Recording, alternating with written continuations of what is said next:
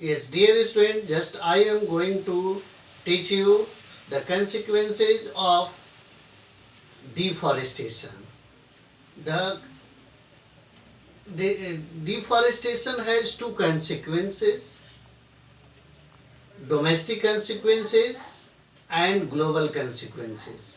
So today I will teach you the global consequences of deforestation.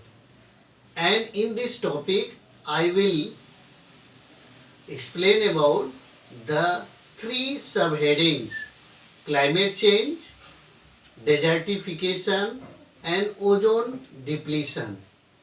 So let us try to understand one by one of each. Yes, global consequences of deforestation. First point, climatic change. Forests play a significant role in maintaining the climate.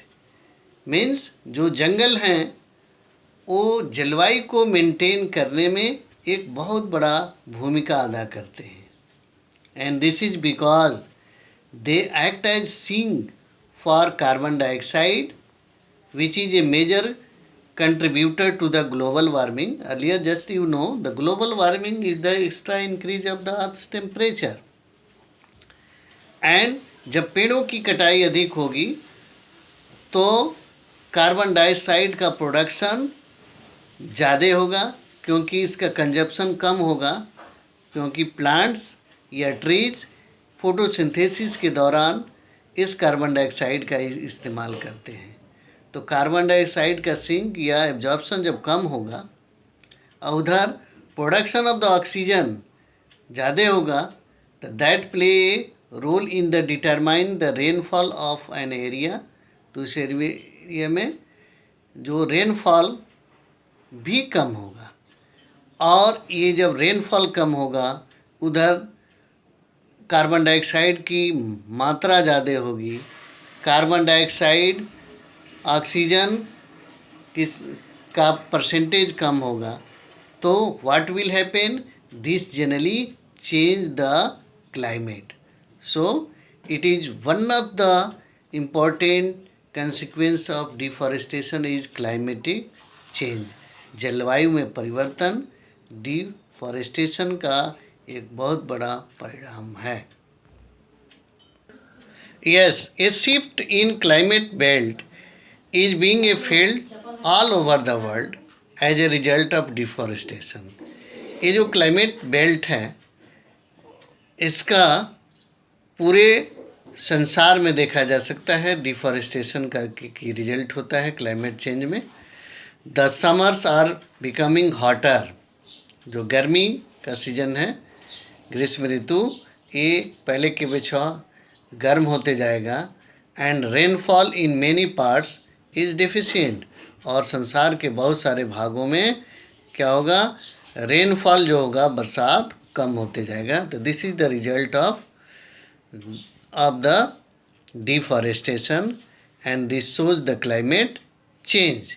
Next point आता है desertification. इसमें question पूछे जाते हैं कि what is desertification. Generally, the desertification is the process of the formation of the desert.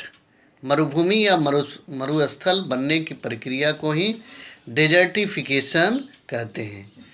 अब इसमें हम समझने का प्रयास करेंगे कि डिफॉरेस्टेशन किस तरह मरुभूमि या डेजर्ट बनाने में मदद करता है.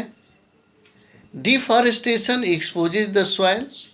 डिफॉरेस्टेशन के कारण क्या होता है, मिट्टी डायरेक्ट एक्सपोज हो जाती है. माने किसके संपर्क में आती है, इरोडिंग जो एजेंट्स होते हैं. एंड ये इरोडिंग एजेंट्स हवा भी हो सकते हैं, पानी भी हो सकते हैं.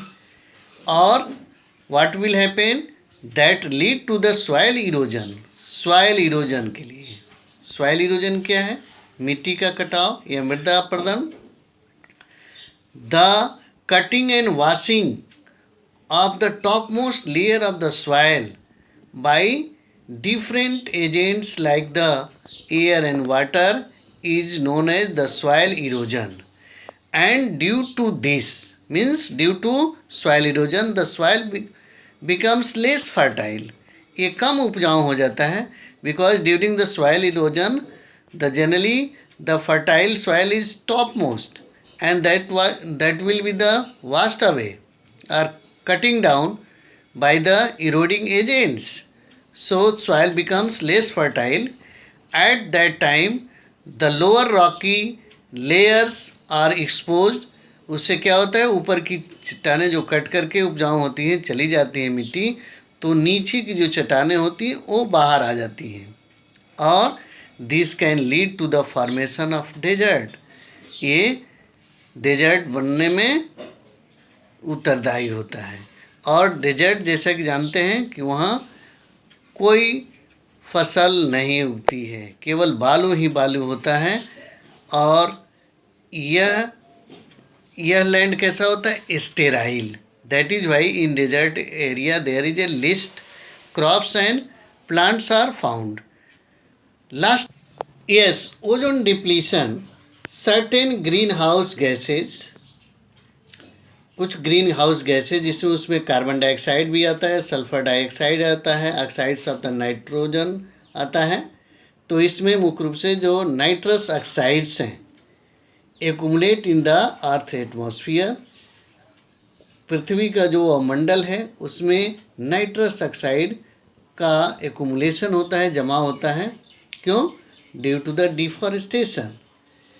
और इनके कारण ये जो गैसेज हैं they can remove the ozone, ozone को रिमूव करती हैं। About ozone we already know the ozone generally forms the protective shield, ये सुरक्षा कवच का काम करता है। क्योंकि ओजोन क्या करता है, जो सूर्य से harmful rays, UV rays, ultraviolet किरणें आती हैं उससे बचाने का काम करता है। क्योंकि ये हार्मफुल रेज हैं, उसका इफेक्ट प्लांट्स और एनिमल्स दोनों पर पड़ता है और इस ओजोन को ही रिमूव कर देता है ये नाइट्रस ऑक्साइड गैस। और in the form of the ozone layer, ozone layer मुख्य रूप से स्ट्रेटोस्फियर, जिसको ओजोन मंडल बोलते हैं, ये एटमॉस्फियर का पार्ट है, उसमें प्रेजेंट रहता है। और इस तरह ओजोन के डिप्लीशन में, ओजोन के क्षरण में, ओजोन को लेयर को नुकसान में ये डिफॉरेस्टेशन एक बहुत बड़ा रोल करता है। और क्योंकि इसमें जो ग्रीन हाउस गैसेज जो होती हैं जैसे कि नाइट्रस ऑक्साइड, वहीं ओजोन को रिमूव कर देता है। That dear students, in this way I hope you will better understood about the global consequences of deforestation in this the three headings like the climate change, desertification and ozone depletion. At last I will give you homework. Explain the global consequences of deforestation under three headings. That's all today from my side in class 8 biology.